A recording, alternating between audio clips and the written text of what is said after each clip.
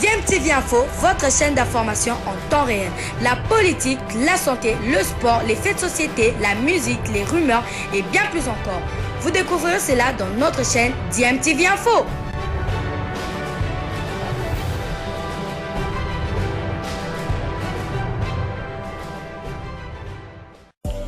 Vous êtes sur DMTV, bonjour ou bonsoir, tout dépend de l'heure à laquelle vous nous suivez. Tout plaisir est pour nous de vous retrouver, mais surtout de savoir que vous êtes nombreux en train de suivre votre chaîne YouTube DMTV. DMTV qui vous propose l'actualité, vous propose également des analyses et des réflexions sur des sujets d'actualité, sur des faits sociaux, tout simplement sur des réalités que nous observons ici chez nous en République démocratique du Congo.